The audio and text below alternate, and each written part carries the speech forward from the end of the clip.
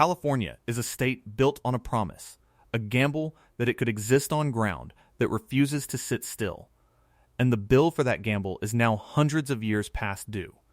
Deep beneath the surface, two colossal pieces of the Earth's crust are locked in a struggle. The Pacific Plate, grinding relentlessly northwest, the North American Plate, holding its ground. They meet along an 800-mile scar etched through the heart of the state. The San Andreas Fault. For most of that line, the plates are stuck, locked together by the friction of 10 million years of geology. But they never stop moving. Deeper down, where the rock is molten and soft, the plates glide past one another at a rate of about 1.5 inches per year. Every year. That is the speed your fingernails grow. An imperceptible geological creep that accumulates into an impossible debt. Because the surface is not creeping, the surface is holding, winding up like a giant coil spring, storing a century of silent, unseen movement into a single, terrifying moment of release. We have an incredible audience from all over the world. We're curious, where are you watching from today? Let us know in the comments. It helps us understand the reach of these critical stories. The numbers are no longer theoretical. The southern section of the San Andreas Fault, the segment that runs from the Salton Sea north towards Los Angeles, has not ruptured in over 300 years. 3 centuries of 1.5 inches of annual movement, stored, waiting, that's more than 20 feet of locked-in energy. The length of a city bus, ready to be unleashed not over a century, but in seconds. This isn't a prediction, it's an accounting. And on this channel, we follow the numbers. A lot of you watch our videos and get so absorbed you forget to subscribe. But your subscription is the single most important signal you can send that this work matters. It's an emergency broadcast system for the stories that define our future. So, click that button now so you don't miss what's coming. Let's begin. This silence, the current quiet that residents of Southern California have grown accustomed to, is a historical anomaly. Seismologists have a name for it: a seismic drought. The average time between major ruptures on this southern segment is somewhere between 100 to 150 years. We are now well past double that. The last major quake to tear through this locked zone was around 1680. Before the United States was a country, before the signing of the Declaration of Independence, the fault has been accumulating stress ever since. On January 9, 1857, the ground in Central California gave way. The Fort Tejon earthquake, a colossal magnitude 7.9, ripped the surface open for 185 miles. It started in Monterey County and unzipped the San Andreas southward, past the desolate plains of the Carrizo and ending in the San Gabriel Mountains, just north of what would become Los Angeles. Eyewitness accounts describe rivers flowing backward, the ground itself rolling in waves that observers claimed were 2 feet high. Land on either side of the fault lurched as much as 30 feet in an instant. That was the last true big one on the southern half of the fault system. It released a century of accumulated stress on the central segment. It did nothing for the southernmost section. That part remained locked, waiting. 49 years later, the northern segment paid its debt. On April 18, 1906, a magnitude 7.9 earthquake shattered San Francisco. The rupture ran for 296 miles, from San Juan Bautista to Cape Mendocino. In the city itself, the shaking lasted less than a minute. The fires that followed burned for 3 days. The ground near Point Reyes jumped an almost unbelievable 21 feet. Again, the fault had acted in segments. The north had broken. The center had broken. The south remained quiet. Too quiet. This is the great, terrifying illusion of living in California today. People are used to earthquakes. The 1994 Northridge quake, a magnitude 6.7, caused an estimated $20 billion in damage and collapsed freeways. It was a terrifying, deadly event. It was also a tiny tremor compared to what the San Andreas is capable of. The energy released by an earthquake increases exponentially with magnitude. A magnitude 7.8, the kind of event modeled for the southern San Andreas, would release nearly 45 times more energy than Northridge. It's the difference between a firecracker and a strategic bomb. And virtually no one alive today, no structure ever built in modern Los Angeles, has ever been tested by that kind of force. The fault is not a single uniform crack. It's a complex, living system. To understand the risk, you have to understand the town of Parkfield, California, population 18. Known to geologists as the earthquake capital of the world, Parkfield sits on a unique transition zone of the San Andreas. North of the town, the fault creeps. It moves continuously, releasing its stress in thousands of tiny, harmless microquakes. The ground is constantly adjusting. South of Parkfield, the fault is locked solid. Immovable, Parkfield is the hinge. It's a place where the fault changes its personality. And because it sits right on this boundary, it ruptures with a magnitude 6 earthquake, with a regularity that is both fascinating and chilling, roughly every 22 years. 1857, 1881, 1901, 1922, 1934, 1966. It became the most intensely monitored earthquake zone on the planet. Seismologists wired the entire area, waiting for the next one, which they predicted for 1988. It's interesting. Did you know the fault had these different behaviors, creeping in one place and locked in another? For most people, it's just a line on a map. Let me know in the comments if this is new information for you. It's a detail that dramatically changes the nature of the threat. The predicted 1988 Parkfield quake didn't arrive. It finally struck in 2004, 16 years late. A humbling lesson for seismologists in the impossibility of exact prediction. But the data it provided was invaluable. It confirmed the deep mechanics of how a locked fault finally snaps. And it served as a constant, nagging reminder.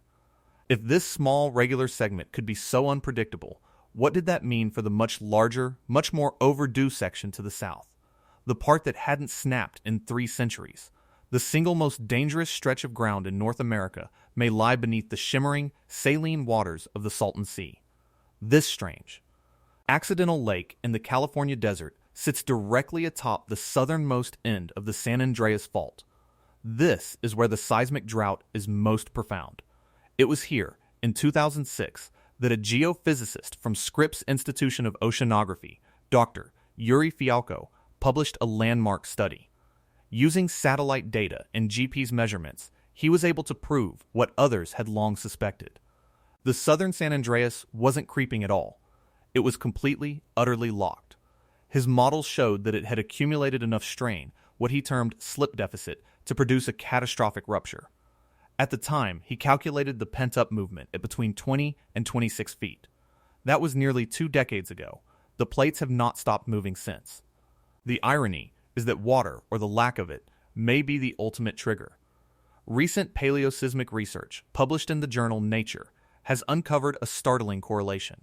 For the last 1,000 years, major earthquakes on the southern San Andreas have coincided almost perfectly with the fillings of ancient Lake Cahuilla, a massive freshwater lake that periodically filled the Salton Trough before disappearing. The theory is that the immense weight of the water, and the water itself seeping deep into the fault zone, acted as a lubricant.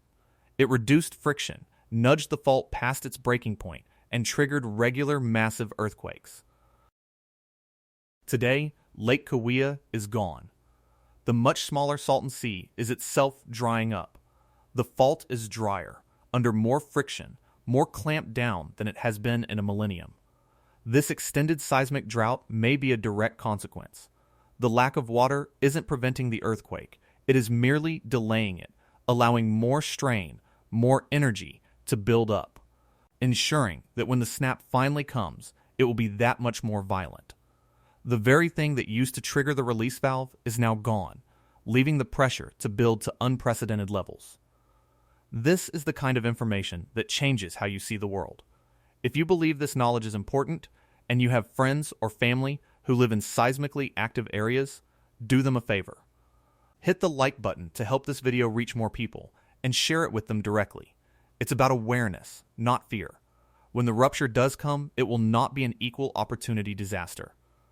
While the fault itself runs through largely unpopulated desert east of the major cities, the real danger is not at the epicenter.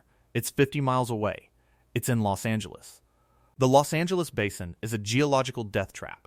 It is a deep bowl, miles deep, filled with soft sediments, sand, gravel, and clay washed down from the surrounding mountains over millions of years. When the seismic waves from a San Andreas earthquake, traveling at thousands of miles per hour, hit the edge of this basin, they are trapped, they slow down, and their energy amplifies. The waves begin to reverberate, sloshing back and forth, turning the very ground into something like a bowl of violently shaking jello. The result is not a quick, sharp jolt. It is a long, rolling, violent motion that can last for up to 2 full minutes. 2 minutes. Imagine the strongest earthquake you've ever felt, and now imagine it lasting for 120 seconds. Skyscrapers will whip back and forth. Older concrete buildings, brittle by nature, risk pancaking. The infrastructure that keeps a city of 10 million alive, water pipes, gas lines, electrical transformers, fiber optic cables, will be stretched and snapped. In 2008, the U.S. Geological Survey, led by the renowned seismologist Dr. Lucy Jones, ran the most comprehensive simulation ever attempted. It was called the shakeout scenario. They modeled a hypothetical, but entirely plausible, magnitude 7.8 earthquake, starting at the Salton Sea and rupturing north for 200 miles. The results were not science fiction. They were a dry, bureaucratic accounting of catastrophe, an estimated 1,700 deaths, 50,000 injuries, 2,000 high-rise buildings in downtown Los Angeles experiencing severe shaking-induced damage, the collapse of 50 older concrete buildings, more than 1,500 fires, many of which would be uncontrollable because of broken water mains, and the total economic loss, over $200 billion. The scenario concluded that parts of the region's infrastructure would be out of commission for months, if not years. Dr. Jones, often called the Earthquake Lady of Southern California, put it starkly, when the drought ends, California will be no better off than we are today, facing a likely $200 billion in economic damage. She wasn't talking about a lack of rain. She was talking about the seismic drought, the long quiet. For decades, the single worst-case scenario was a rupture along a single fault. The San Andreas, the San Jacinto, the Hayward.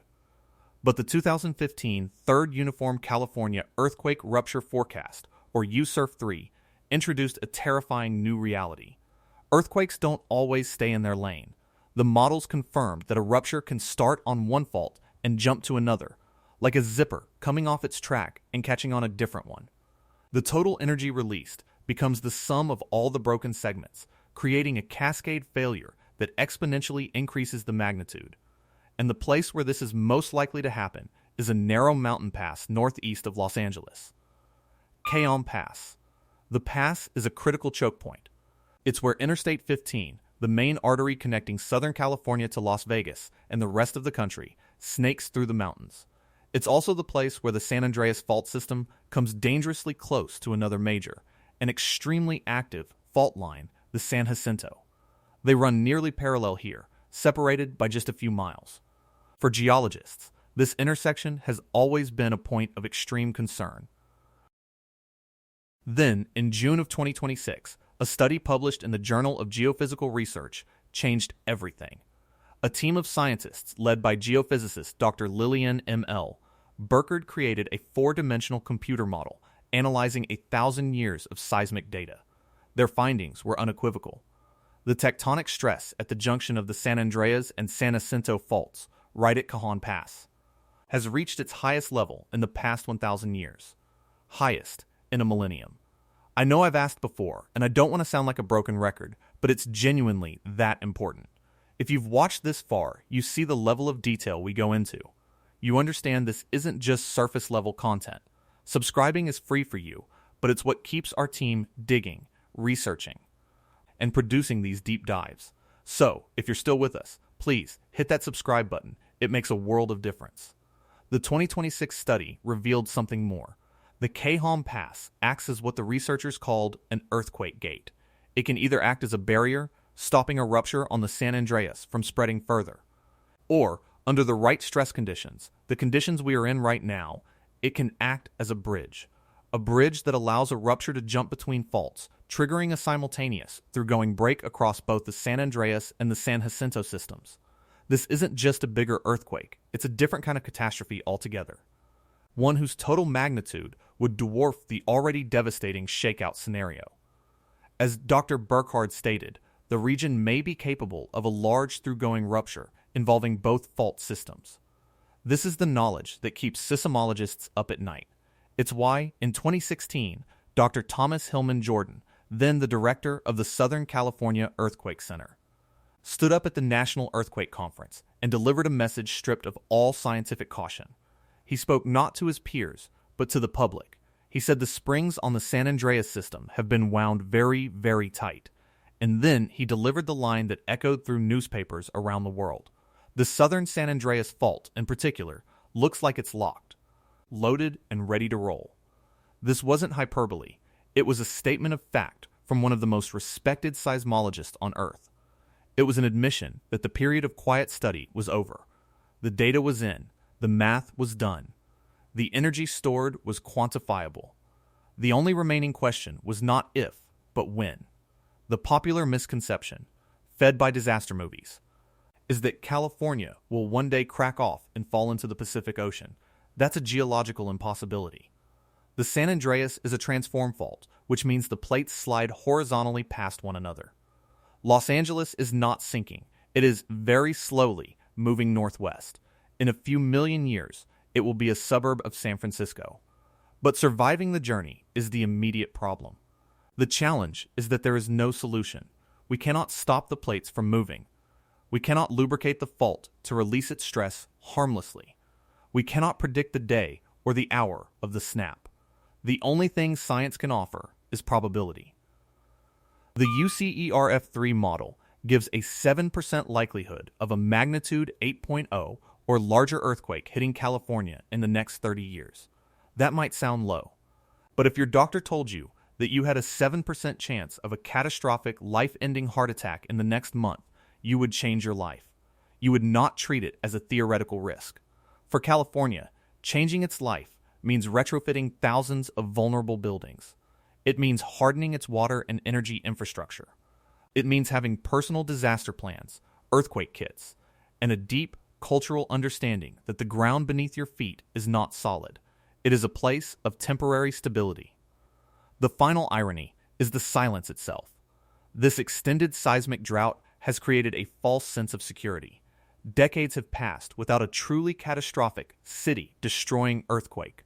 An entire generation has grown up in California thinking that Northridge or Loma Prieta is what the big one feels like. They are wrong. They are dangerously, tragically wrong. The real big one is not in our living memory because it hasn't happened in over 160 years in the South. The monster has been sleeping for so long that we have forgotten what it looks like. The science is done. The warnings have been issued. The numbers are on the table for anyone willing to look. 1.5 inches per year. Over 300 years of silence. More than 20 feet of stored energy. The highest stress levels in a millennium at the one spot that could bridge two faults into a mega quake. The scientists, from Fialco to Jones to Jordan to Burkhardt, have all said their piece. They've given us the blueprints to our own potential destruction. The story of the San Andreas Fault is not a cautionary tale. Not yet. It's a story of physics. A story of relentless, indifferent geology playing out on a timescale that we are not equipped to comprehend. The spring is wound. The gate is under stress. And somewhere, deep in the Earth's crust, the